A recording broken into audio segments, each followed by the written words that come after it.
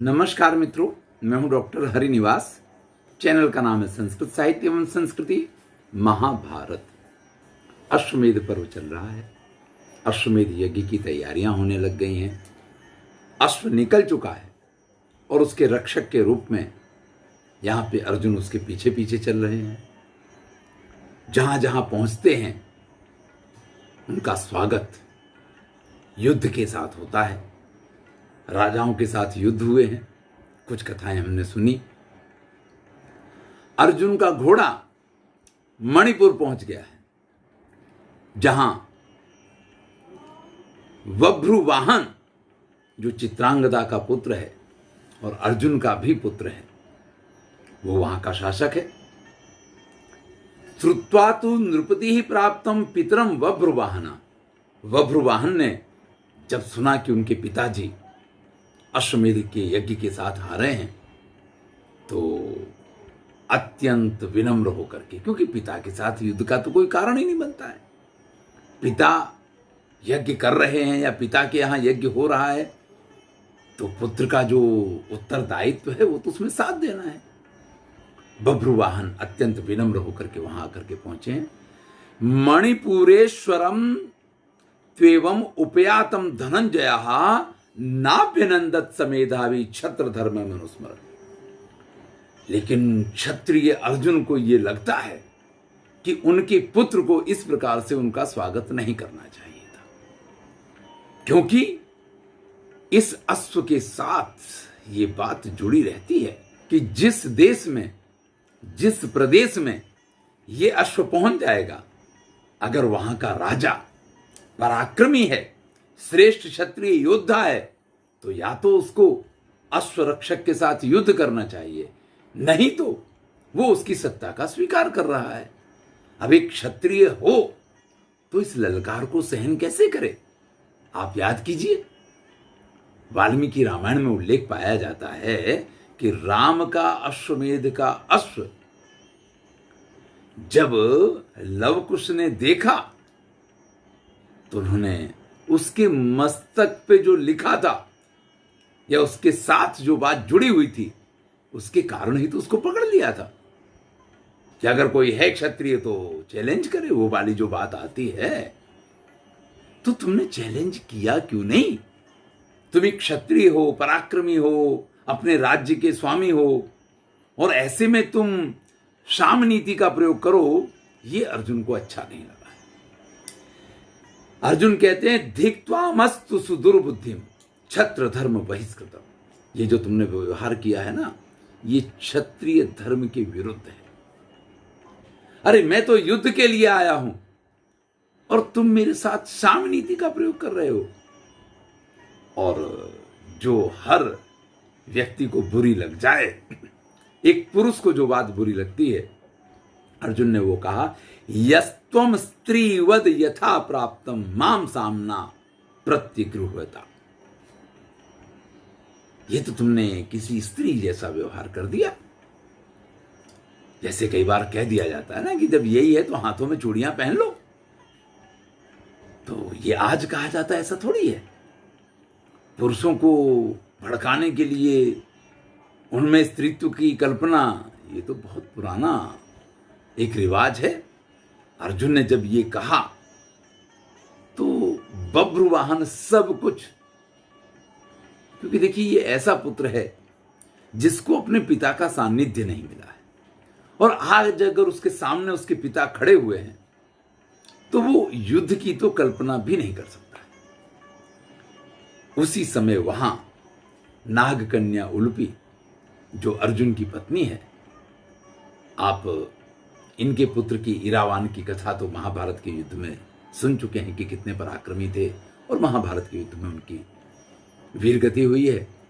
वो यहां आकर के पहुंच जाती है, और जब वो ये देखती है कि चित्रांगद के पुत्र को इस प्रकार से अर्जुन बार बार ललकार रहे हैं, तो वो बभ्रुवाहन से कहती है, युध्यस्वैनम कुरुश्रेष्ठम पितरम युद्ध दुर्मदम। अरे तुम्हारे पिता की बड़ी इच्छा है ना, तो इनके साथ जरा युद्ध कर लो। जिस प्रकार से तुम इनको प्रसन्न करना चाह रहे हो, ये इस प्रकार से प्रसन्न होने वाले नहीं है। भाई जो युद्ध से प्रसन्न होता है वो क्षत्रिय युद्ध से ही प्रसन्न होगा, वो आपके प्रेम और लाड़ प्यार से प्रसन्न होने वाला नहीं है। इस प्रकार से जब माता ने कहा तो यहां बभ्रुवाहन के मन में तो एक ही इच्छा थी कि इतने दिन बाद जो पिताजी आए हैं कैसे भी करके उनको प्रसन्न करना है। आह, सोने का कवच और सब कुछ पहन के तैयार होकर के शिरस्त्राण वगैरह धारण करके अर्जुन तो तैयार है ही है, वो तो योद्धा के वेश में ही है। बभ्रुवाहन भी तैयार होकर के आ जाता है और फिर दोनों के बीच में जो युद्ध प्रारंभ होता है, तयो समभवत युद्धम पितुः पुत्रस्य चातुरम। ना बभ्रुवाहन कम है और अर्जुन के पराक्रम को तो आप अच्छी तरीके से जानते ही हैं। दोनों के बीच में भयंकर युद्ध हुआ है। जब बभ्रुवाहन बहुत अच्छा कोई प्रहार करते हैं, साधु साधु महाबाहो वत्स चित्रांगदात्मजा, तब अर्जुन के मुंह से उसके लिए तारीफ निकल पड़ती है कि वाह पुत्र वाह, ये प्रहार तुम्हारा बराबर था। बभ्रुवाहन ने अर्जुन के जतु प्रदेश में एक बाण मारा है जिससे उनके हाथ से गांडीव तक हिल गया। तब उन्होंने प्रशंसा की है। अर्जुन संभवतः जिस प्रकार का प्रहार करना चाहिए अपने पुत्र के ऊपर उस प्रकार का प्रहार नहीं कर पाते हैं, लेकिन धीरे धीरे बभ्रुवाहन जो है वो अपने रंग में आ जाते हैं और पिता के साथ के इस युद्ध में वो थोड़ी देर के लिए भूल जाते हैं कि उनके सामने पिता है, और एक बाण का प्रयोग किया है जो सीधा जाकर के अर्जुन की छाती में लगा है। ततः सा बाल्यात पितरम बिभ्याद हृदय पत्रिणा। महर्षि वेदव्यास लिखते हैं, बालकोचित स्वभाव के कारण ये उससे हो गया कि उसने अर्जुन की छाती में बाण मार दिया। निशितेन सुपुंखेन बलवद बभ्रुवाहन। अब बभ्रुवाहन के द्वारा चलाया हुआ बाण जैसे ही अर्जुन की छाती में लगा तो भैया ये तो स्थान ही ऐसा है कि जहां पे अगर बिल्कुल सही जगह पे लग जाए तीर तो फिर चाहे वो आंखों का हो और चाहे ये किसी योद्धा का हो, व्यक्ति का कल्याण वहीं के वहीं हो जाया करता है। तुरंत ही अर्जुन पृथ्वी पे गिर गए हैं। इधर अर्जुन के बाणों से बभ्रुवाहन भी इतना घायल हो गया था और उधर पिता को गिरते हुए देखा तो इस सदमे को बर्दाश्त नहीं कर पाया और वह भी पृथ्वी पे गिर जाता है। स्थिति इस प्रकार की है कि पिता और पुत्र दोनों एक दूसरे के बाणों से घायल होकर के पृथ्वी पे पड़े हुए हैं। नहीं नहीं नहीं, बभ्रुवाहन की तो सांस चल रही है, लेकिन पिता अर्जुन की तो सांस ही बंद हो गई है। समाचार जैसे ही चित्रांगदा के पास पहुंचा है, वो अपने नगर से दौड़ करके बाहर आती है और बाहर आकर के क्या देखती है कि उसका पुत्र भी पड़ा हुआ है और उसके पति की तो श्वास ही बंद हो गई है। उसी समय वहां उलूपी आकर के पहुंच जाती है। चित्रांगदा जैसे उलूपी को देखती है वो कहती है, ये सब तुम्हारा करा धरा है। अरे भाई, एक व्यक्ति कई कई विवाह करता है लेकिन इसमें उस पुरुष का दोष नहीं माना जाता है। तुमने किस कारणवश ये किया है ये मेरी समझ में नहीं आता है, लेकिन ये निश्चित है कि मेरे पुत्र को तुम्ही ने उकसाया जिसकी वजह से वो अपने पिता के साथ युद्ध करने चला गया। उलूपी पस्य भर्तारम शयानम नियतम रणे। तुम देख रही हो ये हमारे स्वामी किस प्रकार से यहां पृथ्वी पे इस प्रकार से पड़े हुए हैं जैसे कि कोई सामान्य योद्धा हो, और ये सब कुछ त्वत्कृते मम पुत्रेण बाणेन समतिल्य। तुम्हारी प्रेरणा से ही मेरे पुत्र ने इनके साथ युद्ध किया और आज इस दशा को प्राप्त हुए हैं। मुझे मेरे पुत्र की चिंता नहीं है। ईश्वर उसको कल उठाता हो आज उठा ले, लेकिन मेरे पति अगर वो नहीं रहे तो मैं भी इस संसार में नहीं रहूंगी। और तुम खड़ी खड़ी मुस्कुरा रही हो, तुम्हारे चेहरे पे कोई शिकन ही नहीं है। उलूपी से चित्रांगदा कहती है कि जो मेरा पति है वो तुम्हारा भी पति है। मेरे पति की अगर मृत्यु हुई है तो विधवा तो तुम भी बनी हो। ननु तुम आर्य धर्मेणा त्रैलोक्य विदिता शुभे। तुम्हारी धर्मज्ञता, तुम्हारा स्वभाव त्रिलोकी में जाना जाता है। फिर भी तुम अपने पति को इस प्रकार से मरा देख करके आनंद में कैसे हो? नानु सोचसी, तुम्हें किसी प्रकार की चिंता, व्यग्रता कुछ नहीं है। फिर से चित्रांगदा कहती है कि हे उलूपी, कुछ भी करो, अगर मेरे पुत्र की मृत्यु हो जाती है मुझे कोई बात नहीं, लेकिन अगर मेरे पति जिंदा नहीं रहे तो मैं यहीं उपवास करके अपने प्राणों को त्याग दूंगी। चित्रांगदा अर्जुन के मस्तक को अपनी गोद में लेकर के उनसे कहती है, उत्तिष्ठ कुरु मुख्यस्य प्रिय मुख्य मम प्रिय।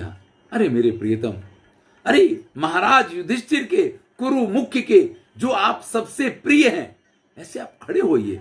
अरे आप उनके अश्वमेध यज्ञ के अश्व की रक्षा के लिए निकले हैं। ये अश्व सामने खड़ा हुआ है, हमने इसको मुक्त कर दिया है, अब ये हमारे बंधन में नहीं है, ये अश्व आगे जा रहा है, आप इस अश्व के साथ जाइए। अरे आप नहीं खड़े होंगे, इस अश्व की रक्षा कौन करेगा? और अगर इस अश्व की रक्षा नहीं होगी तो महाराज युधिष्ठिर का यज्ञ किस प्रकार से पूरा हो सकता है? और आपके बड़े भाई ने जो आपको आज्ञा दी है, आप उस आज्ञा का उल्लंघन नहीं कर सकते हैं। जब व्यक्ति पीड़ा में होता है, दुख में होता है, तो इसी प्रकार की बातें करता है। बड़ा विलाप किया है यहां चित्रांगदा ने। चित्रांगदा के इस विलाप को सुन करके धीरे से बभ्रुवाहन की आंखें खुल गई हैं। बभ्रुवाहन उठ करके बैठ गया है। चित्रांगदा तो उपवास करके बैठ गई कि मैं अपने प्राणों का परित्याग कर दूंगी, पर तब तक बभ्रुवाहन की आंखें खुल गई हैं। और जब वो ये देखता है कि उसके बाणों से उसके पिता की मृत्यु हो गई है, इतो दुःखतरम किम्नु यन्मे माता सुखैधिता भूमम निपतितम वीरम अनुशेते मृतम पतिम। अरे भाई, इससे ज्यादा दुख कर मेरे लिए क्या होगा? मेरी माता, चित्रांगदा के लिए कह रहे हैं, जिसने हमेशा सुख सुख और सुख ही देखे हैं, वो अपने पति को इस प्रकार से पृथ्वी पे पड़ा हुआ देख रही है और उसके लिए विलाप कर रही है। अरे, शत्रुओं का रणभूमि में संहार करने वाले, जिनके सामने उनका कोई शत्रु नहीं टिक पाता, ऐसे मेरे पिता मेरे हाथों, जिनका मरना संभव ही नहीं है, इस प्रकार से मरे पड़े हुए हैं। नहीं नहीं नहीं, मुझे इस संसार में इसका जो दोष लगा है वो पागल जैसा हो जाता है। अरे, यहां उपस्थित बड़े बुजुर्ग ब्राह्मण, जो भी पुरोहित हैं, वो मुझे बताएं कि इसमें से, इस पाप में से मुक्ति किस प्रकार से मुझे मिल सकती है। हा हा धिक कुरुवीरस्य सन्नाहम कांचनम। धिक्कार है मुझे, जो कुरुप्रवीर को इस प्रकार से मैंने इस पृथ्वी पे गिरा दिया है। बड़ा विलाप करता है। फिर कहता है, 12 वर्ष तक मैं अपने पिता के सिर और उनके शरीर को अपने कंधों पे, इस मृत शरीर को अपने कंधों पे उठा करके घूमता रहूं, तो भी मुझे इस पाप में से मुक्ति नहीं मिल सकती है। नहीं में पितरम हत्वा निष्कृतिम विद्यते क्वचित। पिता की हत्या करने के बाद मुझे किसी भी प्रकार से, किसी भी तरीके से मेरा कल्याण नहीं हो सकता है। नरकम प्रतिपत्स्यामि ध्रुवम गुरुवधार्पिता। अपने पिता की हत्या करने वाला मैं निश्चय ही नरक में जाऊंगा। नहीं, मैं नरक में नहीं जाऊंगा। मैं इसके प्रायश्चित के लिए अभी और इसी समय ये व्रत ले रहा हूं कि जैसे मेरी मां उपवास करके अपने प्राणों का परित्याग करेगी, मैं भी अपने पिता के सानिध्य में अपने प्राणों का परित्याग कर दूंगा। और इतना कह करके वो बभ्रुवाहन भी वहीं अर्जुन के शरीर के पास अपने प्राणों का परित्याग करने का निश्चय करके और आसन लगा करके बैठ जाता है। ऐसे में उलूपी संजीवनी मणि का स्मरण करती है। संजीवनी मणि वहां करके पहुंच गई है और फिर वो बभ्रुवाहन के पास जाती है और उससे कहती है, उत्तिष्ठ मां शुचः पुत्र नैव जिष्णु त्वया जिता। हे पुत्र, खड़े हो, उठो। अरे तुमने अर्जुन को पराजित नहीं किया है, ये जो कुछ हुआ है ये तो मेरी माया की वजह से। तुम्हारे पिता को बड़ा शौक था कि वो तुम्हारे साथ युद्ध करें, तो मैंने मोहिनी नाम मायेशा संप्रदर्शिता, तो मैंने इस मोहिनी नाम की माया का प्रयोग किया है। बाकी तुम्हारे पिता को तो स्वयं देवराज इंद्र भी उतर के आ जाएं, सारे देवताओं के साथ मिलकर के युद्ध करें, तो भी उन्हें पराजित नहीं कर सकते हैं। तो ये जो कुछ हुआ है ये मेरा किया धरा है, और इसमें तुम्हारा कोई दोष नहीं है। तुम खुद को दोषी मत मानो।